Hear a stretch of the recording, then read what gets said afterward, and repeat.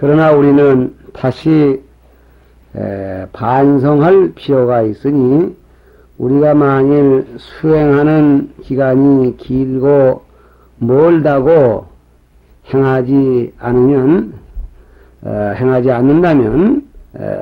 언제까지라도 이 미혹한 범부의 생활만 계속할 것인가, 이렇게 됐네요. 요거는 낙담하지 말고 범부의 생활이 그 끝없는데 그 끝없는 그 속에서 벗어날 생각을 해야 되고 언젠가는 한번 겪어야 할 그런 과정이라는 것을 자각하자 이 말입니다. 그러므로 이 도리를 깨달은 때부터 빨리 실행하는 것이 하루라도 속히 해탈하는 길을 얻게 될 것이다. 그렇습니다. 당연한 말씀이죠. 우리는 지금 이 길고 먼 그 보살행의 길이지만은 언젠가 벗어나야 할 그런 과정이기에 속담에 매도 먼저 맞은 사람이 좋다고 언젠가 뛰어들어야 할 그런 길입니다. 그래서 여기에 먼저 뛰어들면 뛰어드는 것만치 이익을 얻게 되는 것입니다. 배가 고프면은 누구나가 얼른 밥을 챙겨 먹으려고 하는데 생사윤회에 시달리고 법피선열의 밥을 굶은 사람들은 밥을 안 먹으려고 한다, 그런 얘기가 있습니다. 그래서 법화경에는 보배가 눈앞에 나타나는데도 가지려 하지 않는다, 그런 비유를 쓰고 있습니다. 본문 이어서 우리는 지금 미혹의 꿈길을 걷고 있는 셈이니 만일 이 미혹의 꿈만 깬다면 3대 아성직업도 잠깐 동안이다. 그러므로 옛날의 성현들은 눈 깜짝할 동안이라고 하였다. 요거는 지금 우회 논조와는 달리 지금 읽은 부분은 달리 눈 깜짝 사이에 수행이 끝나는 것을 얘기를 하고 있습니다. 그러니까 3대 아승직업이 미혹의 꿈을 깸과 동시에 없어진다는 얘기죠. 3대 아승직업이 그러면은 사마표월제에서도 얘기를 했습니다만은 이 1대 아승직업이 얼마나 큰 거냐. 우선 겁석겁으로 얘기하면 쉽죠. 사방 이 백유순, 그러니까 60리 곱하기 100이면 얼마가 되나요? 6천리가 되는, 사방 가로 세로 모루가 6천리가 되는 그런 차돌, 그걸 땅 한복판에 놔놓고 100년 만에 저 하늘세계에서 무게 육수 기장 그 매달개가 매달개 정도의 아주 가벼운 아주 보드라운 하늘 옷을 입은 아가씨가 와서 그 돌을 한 바퀴 돌아. 그러니까 하늘 그 보드라운 옷자락에 돌이 달아서 그 돌이 아주 없어지는 그 기간이, 돌 한 덩이에다가 없어지는 기간이 1겁입니다.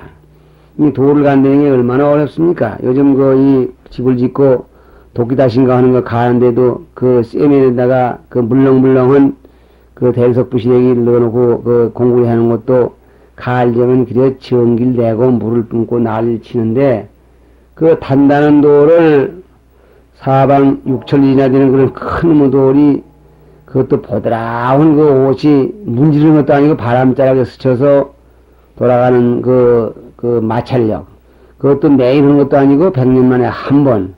그래가지고 기돌이 다 없어지는 게 일대아승직업이라니까 그런 돌 세덩어리를 녹아뜨려야 된다. 이거 기가 막힐 노릇이죠. 그렇게 오랜 동안 수행해야 할 그 꿈길이 미혹을 꿈이라고 보고 그 꿈길이 꿈이 탁 깨이자마자 그만 다 없어진다 그랬습니다. 그러니까 후자는 이걸 돈이라고 그러죠. 돈, 몰록돈자 돈어, 활짝 깨닫는 겁니다.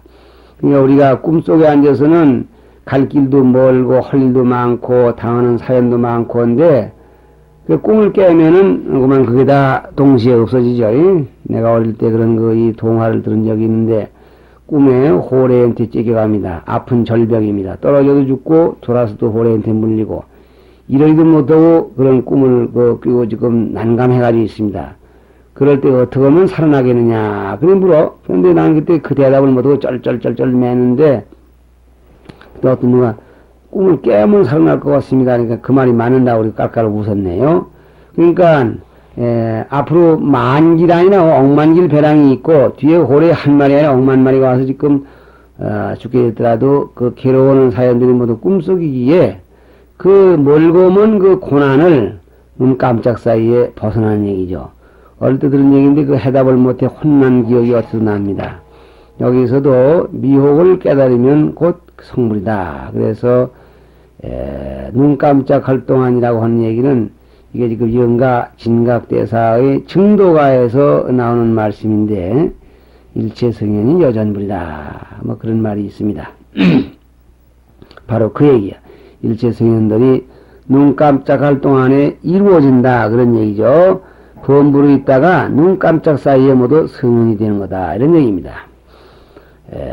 육조스님은 이 금강경 설이 말씀을 내보면은 이 사마승직업 동안 공부해서 끝낸다는 얘기를 우리 마음속에 탐진치 세 가지를 넘으면 성불할 수 있다. 그 법문이 바로 사마승직업으로 표현됐다. 그렇게도 되어 있습니다. 그렇게도 말씀하셨어요.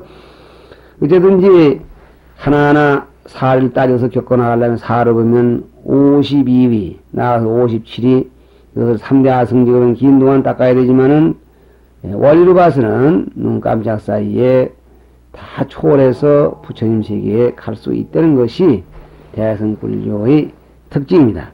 그래서 이 대승불교 공부를 하다 보면은 한참 얘기하다가만 와르르 무너지고 이것도 아니고 저것도 아닌 거대. 그러나 그 내용을 곰곰이 생각해 보면은 현실로는 이렇게 아득히 멀고 이론적으로는 눈 깜짝 사이에도 될 수가 있는 겁니다.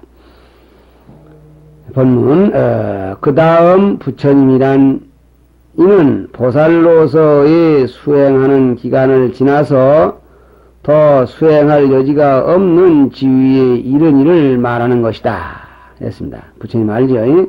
그러니까 보살의 과정을 지나서 수행의 궁극적인 지위다. 그래서 이 부처님의 지위를 뭐라고 하느냐 하면은 묘각이라고 그럽니다. 또는 구경각이라고도 하고 묘월묘자 깨달을 각자 그러는데 이 보살의 지위는 보통 이 등각이라고 그러죠. 같을 등자 깨달을 등자 부처님과 동등해졌다.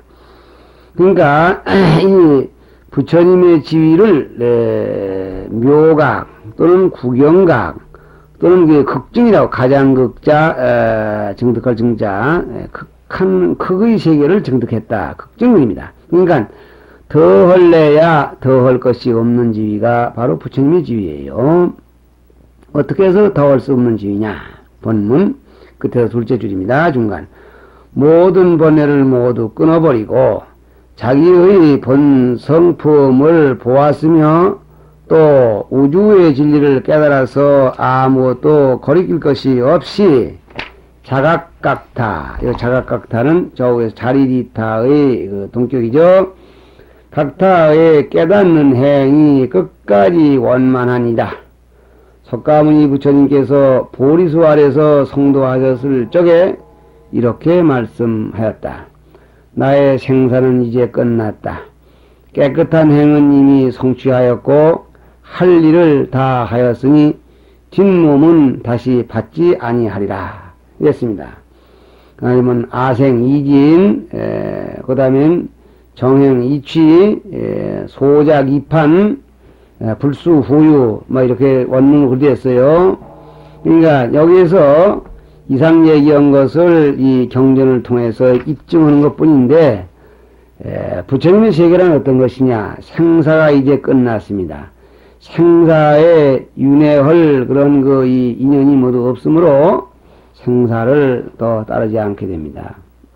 그 다음에는 그 반면에 깨끗한 행위, 범행이 이성이야, 이취야, 범행을 이미 다 원만히 성취했고, 그 다음에 할 일을 다 하였다 그랬습니다. 여기서 할 일이란 말은 소작이판 그래서 번에 끊는 일, 그 다음에 깨끗한 행을 닦는 일, 이 두 가지 일을 이미 다 마쳤으니 뒷몸을 다시 받지 아니하리라.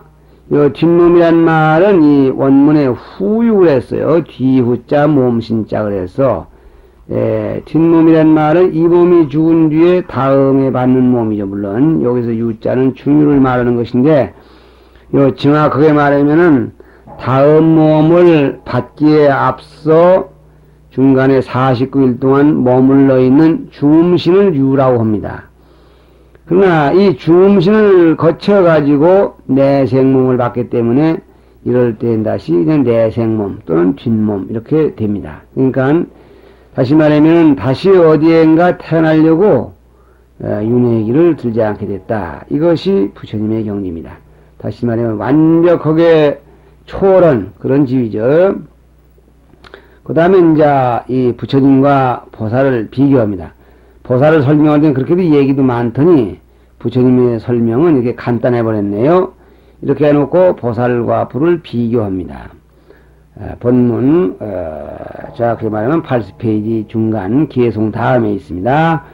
보살과 부처님의 교화하는 차이는 어떠한가? 한번 부처님이 되면 오래오래 중생을 교화할 수가 없다. 중생을 교화하려면 사람의 몸을 받아야 하는데 부처님은 온갖 번뇌를 모두 끊었으므로 다시 사람의 몸을 받지 아니한다. 그러므로 부처님은 최후신으로 법을 말씀한 유교에 의지하여 중생을 교화할 뿐이다. 여기까지 하고 설명을 붙이겠습니다. 우선 비교에 있어서 보살과 부처님의 교화하는 차이, 즉 활동하는 영역입니다. 어떻게 다르신가? 부처님의 경우를 얘기하자면 여기서 그랬습니다. 다시 한번 부처님이 되면 오랫동안 중생을 교화할 수가 없다. 왜 그러냐? 중생을 교화하기 위해서는 중생과 똑같은 몸을 받아서 같이 울고 웃고 그래야 되는데 부처님은 중생의 몸을 받을 요인을 다 없애버렸습니다. 저후의 보살의 경우에는 자신의 수행 과정이 아직 이 세상에 태어날 요인이 남아있는 일이 있고 또 비증보살의 경우는 중생을 가엾이는 여기는 마음이 너무 돈독해서 중생들 이것들을 놔두고는 내가 성불지위에 오를 수 없다 해서 짐짓 중생이 될 요인을 남겨둔 분도 있고 어쨌든 중생이 될 그 소지인 유, 이슬자 12년 가운데 유죠. 애취유는 유가 남아있기 때문에 다시 중생 속에 들어와서 중생과 더불어 울고 웃고 교환하는데 부처님은 그런 요소를 다 끊어버렸기 때문에 초연합니다. 그러면은 보살은 우리 중생과 똑같은 몸을 받아서 같이 소위 사서법, 보시, 애어, 이행동사 중생에게 비용을 주고 보드라운 말을 해주고 그들을 몸소 거들어주고 그들과 같이 사업을 하고 이렇게 하면서 교화하는데 부처님은 최후신으로 법을 말씀하신 그런 게 있네요. 끝에서 셋째 줄 최후신. 다시 말하면 부처님이 되시던 그 생을 최후신이라고 합니다. 가령 석가열애로 말하더라 부처님으로 말하더라도 옛날 3대 아성지가 없다는 수행을 쌓고 쌓으시면서 때로는 비둘기도 되시고 때로는 사슴도 되시고 때로는 보살도 되고 때로는 수행자도 되고 이런 여러 가지 몸을 바꾸시다가 결국은 우리가 아는 이 석가모니 부처님께서 정반왕구에 태어나셔서 우리가 똑같은 범부의 몸으로 성장하시다가 결국 35살에 부처님이 되셨다 그랬습니다. 그러면 이 마지막 일생 동안에는 범부의 몸과 즉 보살의 몸과 부처님의 몸이 교차되는 그런 생입니다. 그래서 이 생을 석가모니 부처님께서는 이 정반왕궁에 탄생하신 이 생이 최후신이 되는 겁니다. 몸을 받은 것으로서는 마지막이다 이런 얘기야. 그러니까 이 최후신으로 받으신 몸은 보살의 몸으로서 부처님이 되셨기 때문에 그 부처님 되신 그 마지막 몸으로서 여러 가지 부처님 되신 뒤에 설법을 하셨고 그 설법을 하신 말씀이 돌아가신 뒤에 남아있다고 해서 이걸 유교라고 합니다. 요 유자가 남겨놓을 유, 가르칠 교, 남겨놓으신 교법이죠. 의지하여 중생을 교화할 뿐이다. 그러니까 중생 교화하는 방법에 있어서 보살은 중생과 똑같이 행동하는 이 육신을 가지고 교화하시고, 부처님은 유교를 가지고 교화하시고, 이 유교 가운데에는, 남겨주신 교법 가운데에는 우리가 말하는 소위 주지삼보라 해서 이런 형식, 의식, 나아가서는 불상까지도 이 유교에 포함되어서 부처님이 우리를 교화해 주시는 하나의 그 법령입니다. 그러니까 부처님이 채우심을 남겨주신 그 법력, 복력 이런 것이 우리를 그 교화하시는데 쓰입니다. 끝에 둘째 줄, 그러나 보살은 얼마든지 사람의 몸을 받으면서 영원하게 중생을 교화할 수 있으니 영원히 중생을 교화하는 것이 보살의 서원이요 자비이다. 영원토록 중생을 제도하겠다. 그래서 우리가 지금 보살의 서원이 네 가지라고 하죠. 이른바 사홍서원글입니다. 그 사홍서원의 첫머리가 뭔가요? 중생 무변서원도. 중생이 끝이 없으니 맹세코 제도하오리다. 그럽니다. 중생이 끝이 없다는 얘기는 흔히들 보면은 어떻게 중생의 숫자가 이렇게 많아서 개도 많고 돼지도 많고 꼴뚜기도 많고 뭐 곤장아도 많고 하니까 그놈의 것들을 다 제도하려니까 무변도 서원도 그런다고 이렇게 설명하는 것 같은데, 그게 원 중생 무변의 그 무변이라는 끝없다는 그 이 말 뜻은 어느 한 중생 개개를 놓고 종적인 얘기예요. 그게 말하면은 여기 A라는 한 중생이 있고 B라는 한 중생이 있다면 그 A, B, C 낱낱 중생들이 모두 이 무변의 의미가 진짜 본의는 무변은 본의를 가지고 있어요. 그 중생이니까 간에 우리 경우도 말이야, 자꾸만 왔다 갔다 돌아다니기 좋아하는 버릇, 그 부처님이 그걸 또 건져주시면, 또 그 다음에 또 앉아서 또 잠자는 버릇, 그것도 고쳐주셔야 되고, 잠도 안 자고 돌아다니도 않고도 우두커니 앉아있는 버릇, 막 이런 등등이 하나 고치면 하나 또 생기고, 아니면 여러 개 한꺼번에 있기도 해서, 그 한 중생이 부처를 이루기까지는 무변한 그런 그 제2, 제3의 작태가 나오게 되는데, 그것들을 다 없애주려니까 서원도입니다. 그러니까 일단 중생이라는 말 속에다가 끝없는 중생을 포함시켜 놓고 낱낱 중생이 가지고 있는 그 무변한 번뇌가 한이 없기 때문에 그들을 다 제도해야 되겠다고 선을 세웁니다. 부처님은 중생의 몸을 받을 업력이 없으므로 중생의 몸을 받지 않지만은, 이건 여기서 얘기된 거죠. 81페이지로 넘어갔어요. 보살은 중생을 교화하기 위하여 일부러 중생의 몸을 받을 세력이 되는 번뇌를 끊지 않는 것이다. 그랬습니다. 여기서 지금, 누차 얘기를 합니다만은, 우리 중생들이 다시 내생에 태어나기 위해서는 내나게 하는 그 힘을 업력이라고 했습니다.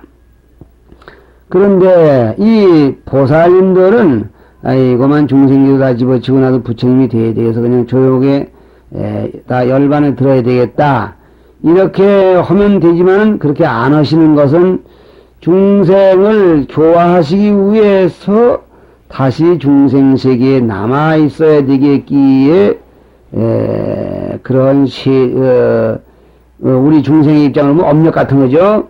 그걸 남겨놓습니다. 이것을 세력이라고 여기 표시했는데 이러한 세력을 남겨가지고 중생세계에 태어나는 보살을 비정보살이라고 한다고 그랬죠. 그게 자비의심, 다시 말하면 중생을 어여삐 여기는 마음 때문에 성불을 못하는 것입니다. 그래서 이 성불을 못한다는 말을 다시 말하면 중생을 위해서건 또는 자기 자신의 능력이 모자라 그랬건 성불 못하는 사람을 천재라 그러죠. 천재. 천재라 그래서 원어로 이찬티카. 이 이찬티카는 이 성불을 거의 못합니다. 그러면 이 청불 못하는 중생이 두 가지가 있는데, 첫째는 무승천재요, 둘은 자비천재입니다.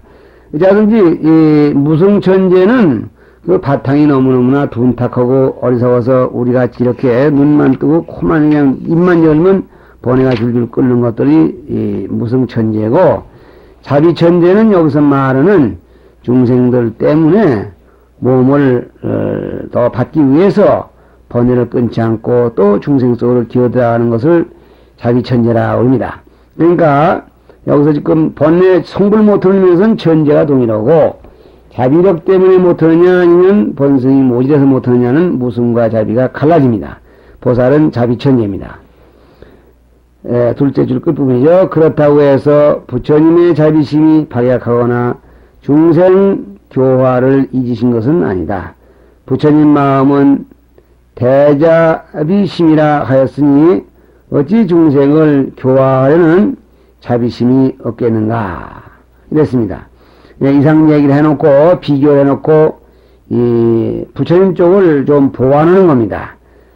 보살은 몸을 그냥 중생 속에다 던지면서 오타각세 서선이 능령 계찬에 있는 얘기죠. 3권인가?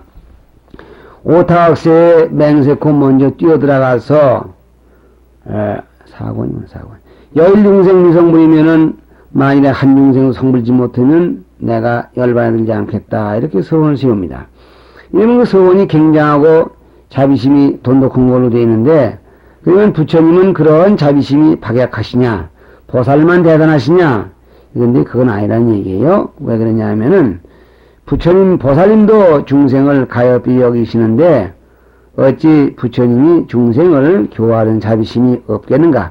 이 세상 중생들 모르는 채 싹 끊고 당신만 편한 자리에 올라가서 이렇게 잊어버리는 것이 아니라, 요컨대 부처님의 교화 방편, 보살의 교화 방편이 다를 뿐입니다. 보살은 몸을 같이 받아서 같이 비비고 문지르고 떠들고 울고 웃으면서 교화해 주시고, 부처님은 유교 교법을 남겨놓으셔서 마치 혹은 맑은 공기와 같이 온 우주에 안 계신 데 없고 안 돌봐주는 일 없이 모두 골고루 펴시는 그런 원력을 가지고 계십니다. 법화경 열애 수장품에는 본문 내가 성불한 때부터 지내온 겁의 수요 한량없는 백천만 억조 아승지이니라. 억조 아승지는 억조 아승지겁이다 그 말이야. 항상 법을 말하여 무수억 중생을 교화 불도에 들게 한 지가 지금까지 한량없는 억겁. 이거는 이 법화경에서 열애수장품 제목이 말하고 있는 바와 같이 열애께서 언제 성불하시느냐, 부처님의 수명은 과연 얼마냐.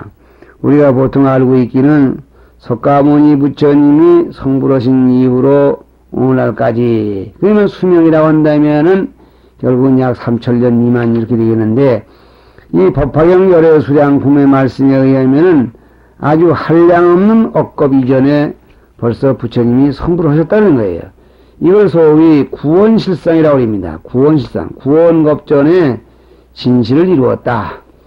이것이 이 본문이라고 해서 부처님의 원 근본 바탕인데, 정문, 그 자치로 봐서 우리들이 알아보게 하기 위해서 부처님이 정반왕궁에 태어나셨다. 그래서 82페이지 둘째 줄 보면 중생을 제도하기 위하여 방편으로 열반을 나타내지만 참으로 열반하는 것 아니고 항상 있어서 법을 말했나니 그랬습니다. 이것은 그 자치 부처님이 근본을 봐선 무수억겁 이전에 어쩌면 이 우주 생기기 이전부터 부처님이 계셔왔지만은 다 몰라. 그러므로 중생을 제도하기 위해서 방편으로 열반을 나타낸다. 부처님같이 도가 높으신 분도 이 세상을 이렇게 뜨신다. 우리 본부 같은 사람들이 정신 차리고 공부를 해야 되겠구나. 이렇게 발심을 시키고 하기 위해서 우리 앞에서 열반하신 모습을 나타냈지만은 그것은 방편이요. 좀 죄송한 말씀으로 중생들을 끌어올라가는 하나의 그 수법이지, 수단이지, 부처님의 본뜻이 아니란 얘기야. 그러면은 부처님은 무수한 억겁 동안에 은근히 우리들이 알아보지 못하는, 우리 중생들의 눈 가지고 알아보지 못하는 그런 위치에서 참 그야말로 우주에 변만하시고 항상 계시면서 중생을 교화하시고 있다는 사실을 우리는 점치 알 수가 없는 겁니다. 그래서 구원실상, 구원성불이 그러죠. 이것으로 본다면 부처님은 항상 우리 주위에 계시어서 우리를 교화하시는 것이다. 그러면 어떻게 나타나시는가? 그는 항상 계신 우리 앞에 어떻게 나타나신가? 그것은 여러 가지 보살로 또는 여러 가지 사물로 나타나서 우리를 교화하시는 것이다. 그랬습니다. 이렇게 우주 안에 변만해 계시는 것이 부처님의 본체요, 석가래뿐만 아니라 그 구원급 이전에 성불하신 것이 부처님이시다면 우리와는 전혀 관계가 없는 것 아니냐. 그게 아니라 우리 앞에 나타난다. 즉 뭐냐? 보살도 부처님의 나타나심이고 또 그 밖에 사물이라면 아까도 얘기를 했지만 이 우주 안에 맑은 공기 어느 하나가 부처님 아닌 게 없습니다. 가을에 소슬바람에 낙엽이 알을 향해 지는 것도, 저 들판에 피오르는 뭉게고름이 우유를 향하는 것도, 물은 언제나 아래로 내려가는 것도 이게 전부가 부처님의 모습이요 음성인 것입니다. 이태백이도 그랬다고 그러죠. 개울 모습이, 선천 모습이 비로자나불의 얼굴이고 개울 소리가 꼭 백천 부처님의 설법 소리라고 그랬다고 한답니다. 이 흘러가는 개울 소리, 우뚝 솟은 산 모습에서 부처님의 모습을 볼 수 있고 부처님의 음성을 들을 수 있다면 부처님 안 계신 것이 없다고 하겠습니다. 또 말하기를 중생이 도를 행하고 행하지 않음, 82페이지 끝에 둘째 줄이죠. 끝에서 둘째 줄. 내가 언제나 알고 있으며 중생들이 도를 행하느냐 행하지 않느냐를 이건 부처님이 중생에게 관심을 가지시고 항상 교화하신다는 얘기입니다. 제도할 방편을 따라서 가지가지 법을 말하며 매양 스스로 생각하기를 어찌하면 중생들로 하여금 위없는 지혜에 들어가 부처의 몸을 빨리 이루게 하나. 이것이 부처님이 항상 염원하시는 그 내용입니다. 이런 내용을 항상 염원하시는 부처님이니 어찌 부처님이 자비가 없으시고 중생들에 대해서 매장스럽다 뭐 이런 식으로 얘기할 수가 있겠느냐 그런 얘기죠. 이어서 본문이라 하였으니 이 세상에 어느 누구가 때도 곳도 가리지 않고 우리를 돌보아주는 이가 있겠는가. 부처님이나 보살님 아니고는 불가능하죠. 감정이 있는 인간이면 이와 같이 자비에 넘치는 부처님의 말씀을 듣고 어찌 감격한 눈물을 흘리지 않겠는가. 어찌 보면 참 우리도 좀 감격한 눈물이 뭐 좀 있으면 나올 것이 그렇게 참 가슴이 찡하는 그런 대문입니다. 다시 말하면 불보살의 서원이 항상 우리 곁에 계시건만은 이거를 우리는 모르고 무심히 살아왔습니다.